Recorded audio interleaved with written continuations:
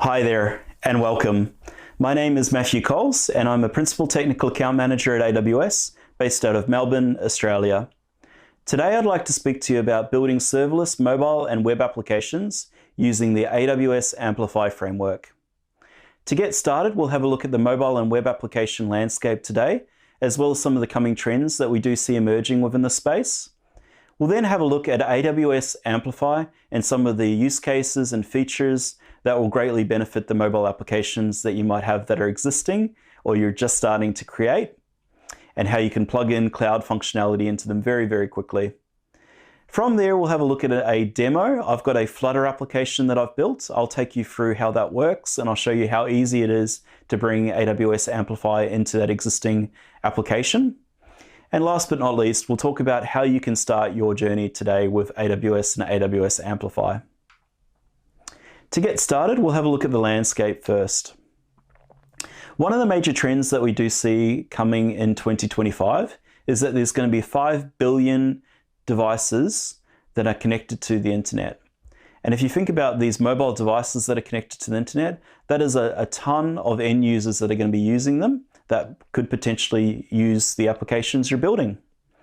Next, we already see that 52% of web traffic today is performed on mobile devices. So there's already a huge market that you've got to cater for there. And last but not least, it's a critical market because we do see that 3.7 hours a day on average is how long people are going to spend on their mobile phones. And that's quite significant if you think about it. That's time that they could be potentially using the applications that you create. So going into some other statistics, it's really critical that you get the experience right for the end user. So some of the statistics that I want to bring you through today is that 25% of apps are actually abandoned after the first use. And there's many different reasons for this. It could be that the app was slower than expected, it didn't work, things weren't obvious to the end user.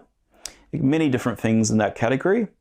The next thing is that 61% of end users expect the app to load within 4 seconds. So it's not really just about it being a good user experience in terms of how they use and interact with the application that's been built. It's really critical that the application performs really, really well and is able to quickly do what the end user wants. Now, 1 out of 3 end users say that if the app crashes on them, they're going to think less of the brand as well. So it's really critical that when you build a mobile or web application, that you get everything right. Now, we know that mobile and web applications are not simple things to build. We know that you've got to think about end user security. How do you make sure that their data is segregated from everyone else, and only they and other people that they share their data with can access that in the mobile application?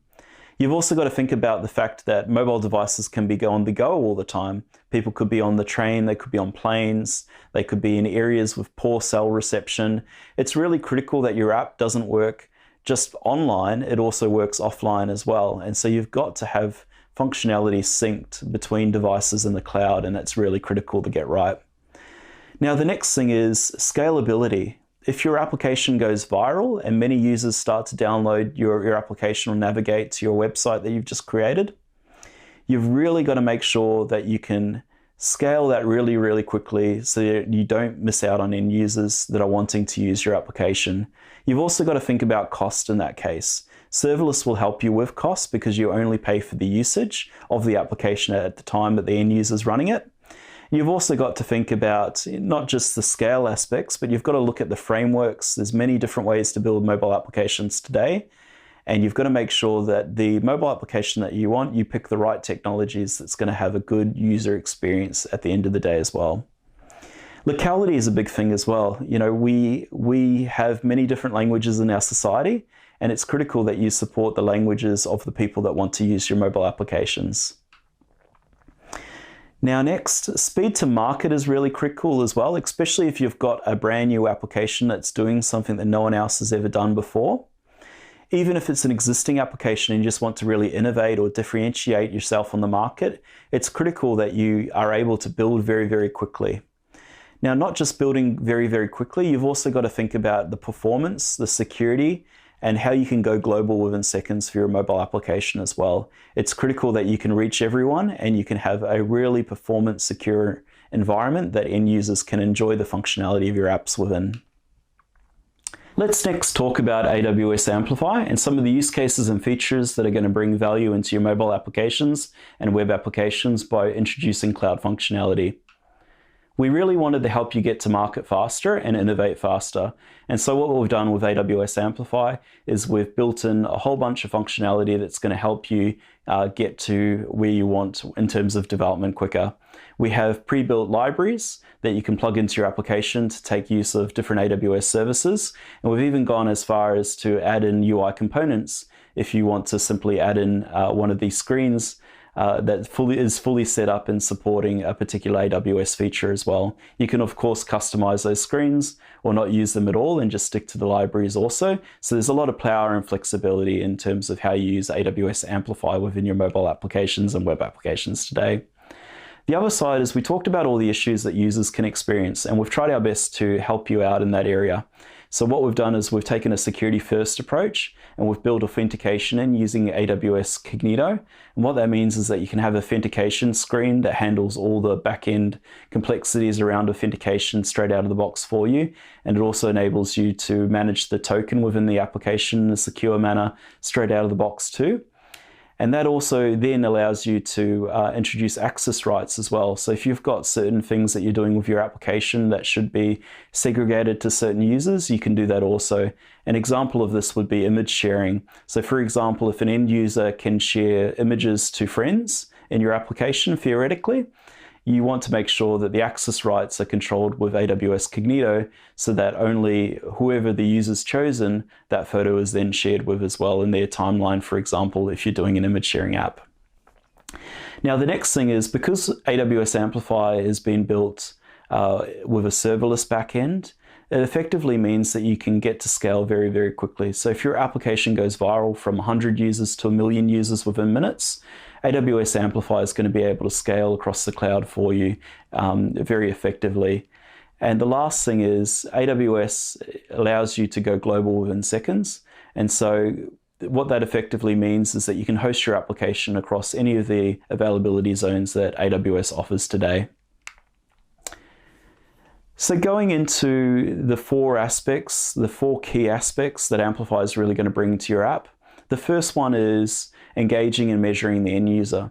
So what we've done is we've added support for AWS Pinpoint into your mobile applications. And so what that allows you to do is allows you to track how the user's using your application and whether they're getting stuck in certain sections, whether they're spending a lot of time in different sections, and what's most useful for them. You can collect all these analytics from your mobile application, and then you can see them in dashboards in your AWS account. And so you can effectively make decisions on what you might introduce as a new feature that will help users and what you might change in your existing app to make it a better experience there. The second aspect is really development. We've talked about the libraries that AWS offers to allow you to quickly plug into different services and the UI components, but there's a lot of other details there. I'll go through a bit more of this section in the next slide. So the third thing is testing. So we've got AWS Device Farm. AWS Device Farm allows you to test your application on physical devices. And we have hundreds of these devices available for you to use of different types and varieties, all hosted centrally within AWS cloud infrastructure. So that basically means that you can test out your application and see if it works on all the different device types very quickly, and that way you know that it's not going to have problems when you release to end users that might have a particular device type. You can do end-to-end testing with AWS Device Farm in that manner. Now the last thing is really deployment and hosting. So we have support for, if you're building a web application, we have support for you to basically send a one-line command out to AWS, and that allows you to deploy in any of the availability zones that you might have configured within AWS. So your app can be out there on the web, accessible to users within only a few seconds to minutes. Going into some of the specific libraries that we do offer today, we have many that are available to you to use within your mobile applications. Authentication is one that I've mentioned before, but there's analytics, augmented reality, bringing in machine learning capabilities to your application, so you can do things such as convert a language from one to another, you can make predictions on images and many other things. And after that, there's also support for storage and syncing between cloud databases and on-device databases as well through our data store capabilities. And there's many other things that we do support, as you can see, with AWS Amplify for your mobile applications. And so these all allow you to get started very, very quickly. Now, in terms of what frameworks and what languages Amplify supports today, we support native Android and iOS. We have support for React Native. If you're building a hybrid style app, we have support for Flutter as well. That came out recently as well. And that's what we're going to show in the demo later on.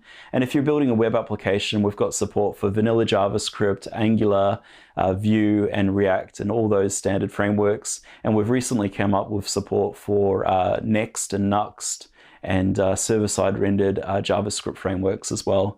So you can see no matter what you pick, Amplify is going to be able to support you build that mobile or web application effectively. Let's get to the demo now. So we're going to flip over to my screen and I'll show you a mobile application that I've built using Flutter, and I'm going to start to introduce some of the AWS Amplify features into it. Firstly, I'll take you through the Flutter app I've already created. So as you can see on the right-hand side of my screen, I've got the app launched, up and running on an iPhone 11. So I'll walk you through it just so you can see some of the functionality I've already built. Firstly, I'll go to Getting Started. You can see I have a page showing you a little bit about yourself. So I'll fill in these details and I'll go 80 as my weight and select it there. The next page is going to give you a daily goal. So this is a water drinking app. The idea is you have a set amount of water that you want to drink daily. And for me, I'm going to make it 2 liters. So I'm going to type that in, 2000 milliliters there. And we'll go to the home screen next. This screen's just a dummy screen. We haven't actually done anything there. So if I go to sign up, it's just going to go straight to the main screen. So here we are. So you can see with the water drinking app, I can add some liquid in if I want. So I could choose fizzy drink, for example. And let's say I've drunk 500 milliliters. And you can see that the goal is 2000 as I input before. And you can see that the amount that I just put in showed up in the completed rate and the drink bottle amount changed. I could add in a bit more if I wanted to. So add some water and you can see it kind of updates in the background. I could add in 700 and you can see a massive jump there. I can also remove some of the water if I accidentally enter a value. So it's a fairly simple app. The last thing is I've got a settings page. None of this is really hooked up. The logout button doesn't work either, but it shows you just a little bit about the things that you've set up in the onboarding screens. So what we're going to do is we're going to go through the Amplify guide and we'll start to add in authentication for this particular application. So I will go to the Amplify documentation first. So this is docs.amplify.aws. You can just simply do a Google search and you'll find it, or you could find it from the AWS console as well, if you're in the console and you search for AWS Amplify. So you can see nothing's configured or set up at the moment. So we'll go through the getting started. This is a Flutter app that I've built, so I'm going to select Flutter, getting started, and we will go and have a look at how to set up our app. So we'll start the tutorial. So I've already got Flutter in. I've built the app using it. I'm using VS Code as my IDE. So the next step that I need to do is I need to grab this code here, which installs the Flutter CLI packages for AWS Amplify. And I'll go back to Visual Studio Code, and I'll just go to my terminal window that installed this package, and I'll paste that command in there. So what this will do is this will give us a CLI that we can call different commands like Amplify add authentication, Amplify configure, all these different commands that will get Amplify set up very, very quickly in this app. Might take a little bit to install, so whilst we're waiting for that action to complete, I'll walk you through a little bit of the app. So effectively I've got a config models file, so this is where I'm keeping all the models of my data. And then I have a bunch of views, which is home, login, onboarding, password resets, and sign up. So these are all the screens that I've built for my app so far. And I've got like mini screens in here or sub views. So sign up confirmation, we'll need that later. And some of the settings areas have been segregated from each other as well. So it looks like, whilst that's done, looks like we've got the CLI configured now. So we'll go back to the documentation and we'll see what the next step is. So we need an AWS account. We already have that, but you can follow the guide if you haven't created an AWS account yet. So you can just pop that out and follow it. Now, I've already got the Flutter app, so I can kind of scroll down this and get to the next part. So what I want to do here is I will want to open up my pubspec YAML file within my Flutter application. So this is the Flutter file that acts similar if you've come from an NPM background.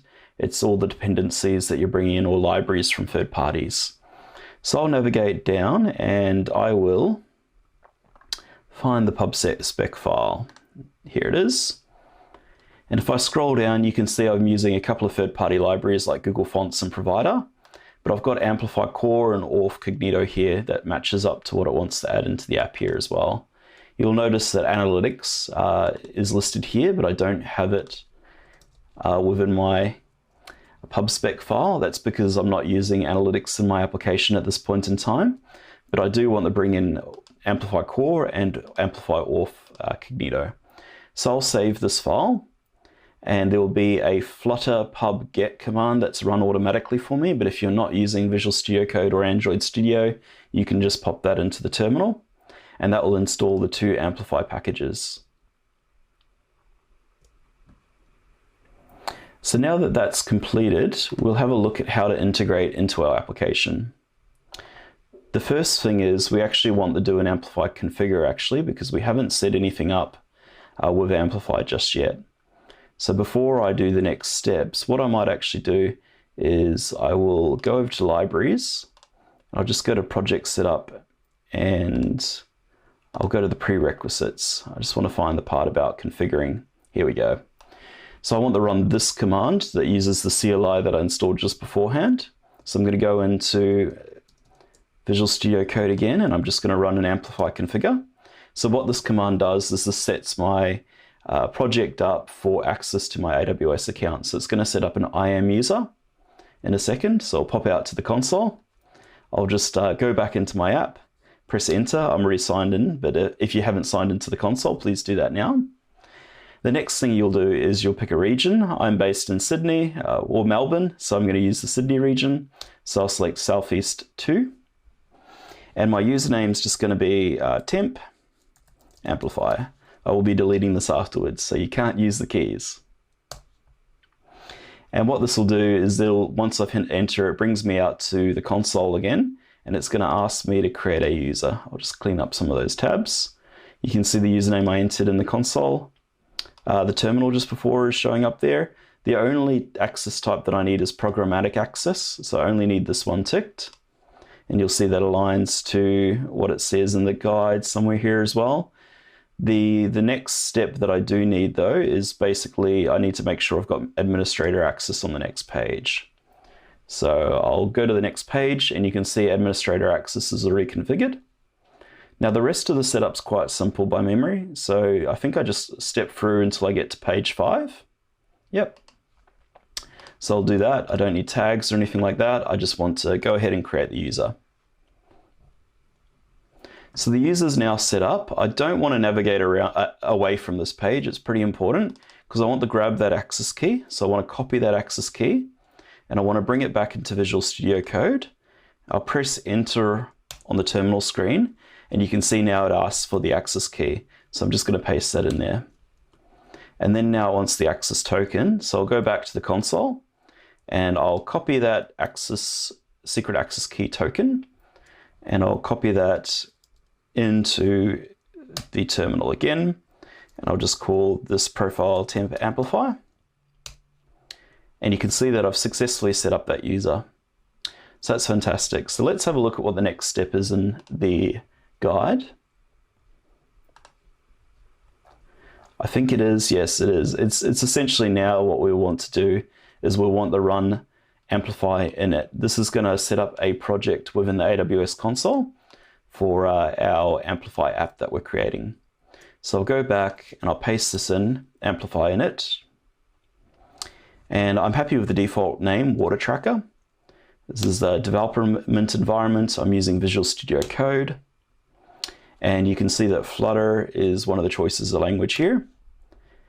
And I can leave the configuration file in the default area as well, but it's going to basically pop it into the same folder that I've got my app sitting in at the moment. So that's all fine, but I could put a location elsewhere if I wanted to. Now, what you'll see in a few seconds as it goes through and creates all the details, you'll see that there'll be an Amplify folder that appears. This is all the CloudFormation code that basically says what you want to do within the cloud.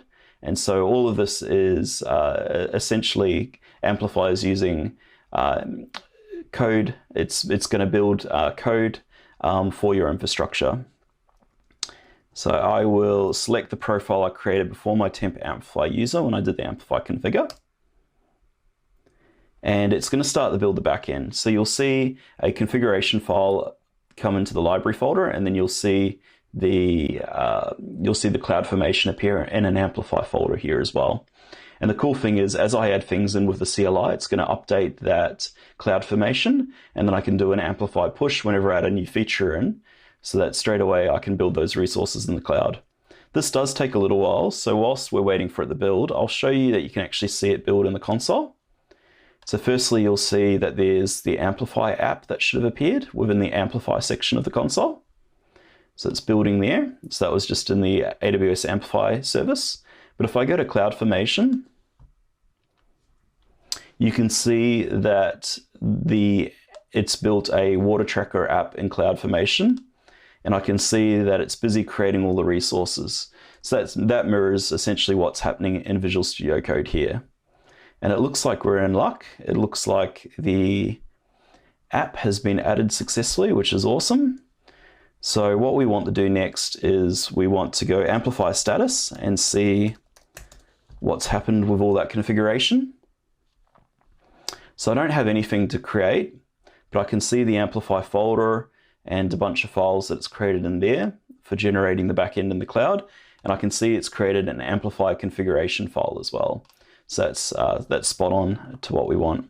So the next thing that I do want to do to get this app up and running is I want to go back here and essentially I want to set up some authentication. So I'm going to go to the authentication side of the document and I'll go to the getting started.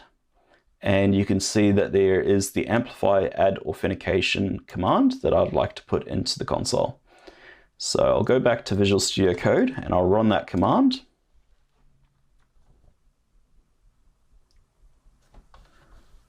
And it's going to, now I want to choose the default configuration. With Amplify, it's highly customizable, so you can configure everything by how you want it to work within the cloud, but the default's a good way to get started. Now, I want my users to be set up with a username, so I want them to be able to enter a username, maybe give me their email address so I can validate that, and then have them set a password as well. So I'm going to choose username for the authentication mechanism. Now I don't want to add anything advanced in, so I'm just going to say I'm simply done. And the next thing I want to do is if I go Amplify status again, I can see that this will look a little bit differently. So here we go. So you can see I've got authentication sitting there now, which is pretty cool.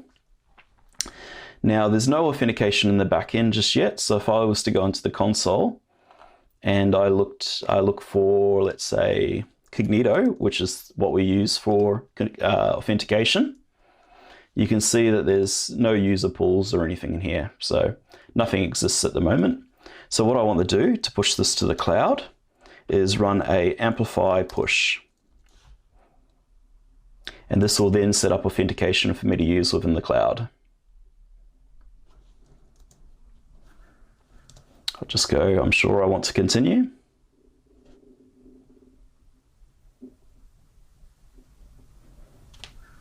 And it's going to take a little bit to build the authentication, but that's okay. We'll let it run for a little bit. What we can do is we can go back and we can refresh the screen to see if anything's coming yet. Not yet. That's okay. So as we wait for this, maybe what we'll do is we'll go to the next part. So we added in to our pub/spec file Amplify. So maybe what we want to do is we want to initialize it. So how do we initialize it? Essentially what we want to do is we want to go to the, where do I want to put it? Let's put it in the onboarding step, because that's really the first view that everyone sees. You can put it in the app or the main view as well, but the first view that everyone logs into is the onboarding step. So I'll make the changes here. So the first thing is I want to, if I go back to the documentation, I'll want to simply add in, let's go sign in. I want to add in the Amplify libraries into my application. So at the very top, I do have a couple of the packages here. These match what I actually created in the pub/spec file. So what I'll do is I'll uncomment these. In the speed of time, I've kind of commented out everything to make it nice and quick for everyone, or else we'd be spending a bit more than half an hour here. And the next thing that I want to do is I want to, once I've got these files available to the app, I want to create a Amplify instance. And within that, I want to then do a configuration.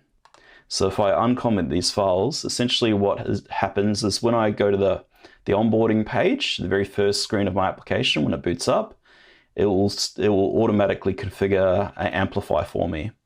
And one of the things that it does look for to get the configuration is it does look for that Amplify configuration Dart file that it created when we ran the Amplify init. So that's going to have some of the settings in there, and then it's going to refer to some of the settings that can be found in the Amplify folder as things get built as well. So if I relaunch my app,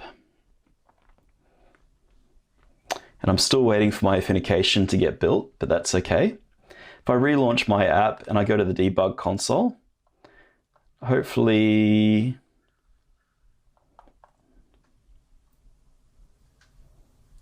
looks like it might not have installed the plugin fully. That's okay. What we can do is we can have a look at the pub/spec file. Maybe what we'll do is we'll run the pub/get command once the authentication finishes, and then we should be in business. Here we go. Oh, here we go. You can see Amplify configuration's been built a lot more out. Maybe that was actually what I was waiting for. So let's just refresh this. Let's go to the debug console.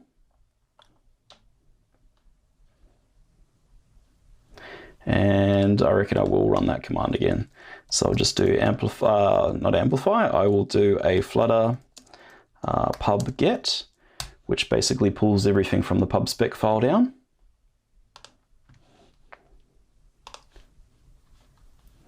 And then I'll just do a quick reset. I know, I think I actually have to stop it and then relaunch it.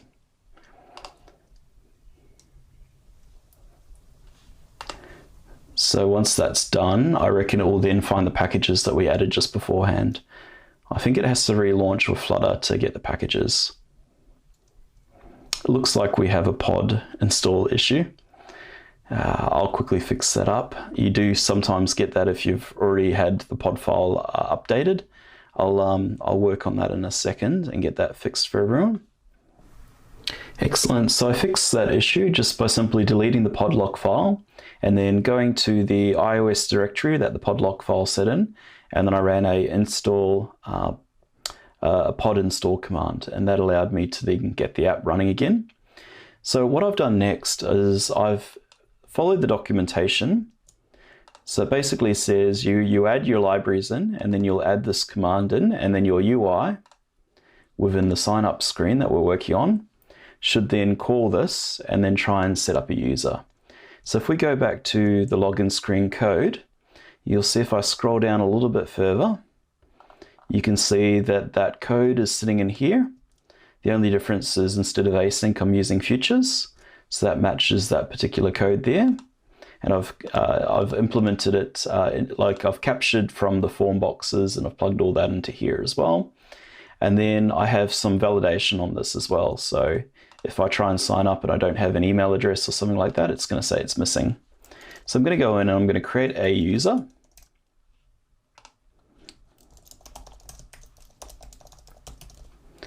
And I will set a dummy password as well. And I'll click sign up. And what that does is you can see that it's saying that I haven't signed up completely in the console. That's perfectly fine. But what I should see is if I check my email, I will see in a few seconds a code. Now the sign up confirmation screen I've pre-built as well. So essentially I've done the same thing. I've added in the two Amplify libraries, and then I have gone down here and I have added the sign up code just here that it asks you for if you check the guide as a second stage if you're getting confirmation. So you can see that code there matches up to this. Now I have the sign up code, so I'm going to type these numbers in. And hopefully I'll be able to sign in. And there we go. We can see that we have user signed in equals true. So I've got some detection to look for a token whenever I reach the home screen. So I'm going to have a quick look at that. So you can see in here, it basically looks for a sign-in session. I think I also trigger it as soon as you come out of that screen as well. So as soon as you come out of the confirmation screen, it checks the token.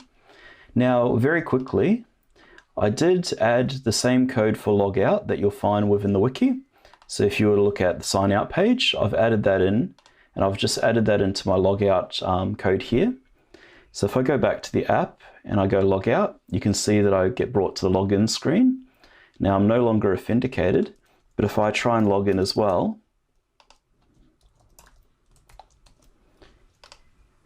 you can see user signed in equals true updated, and I've authenticated. So you can see very quickly how I added authentication into my app. I used the existing login screens that I had, but I connected incognito, and I was able to get this within my app within about 15 to 20 minutes. Now that I've shown you how easy it is to plug AWS Amplify into an existing application, I really want to touch upon how you can start your own journey into the cloud and Amplify. The next thing is AWS training and certification is really the first place you should go when you want to learn cloud skills and capabilities. I would highly recommend that you check out the training and certification assets that we have within the training and certification site. And for Amplify, I'd highly recommend having a look at the AWS Developer Associate. It's a really good starting point there as well if you want to dive straight into it and you've got a little bit of development under your belt already. Last but not least, thank you very much for attending the session. I hope you enjoyed the content, and please feel free to leave us feedback in the surveys and also follow us on social media. Thank you very much.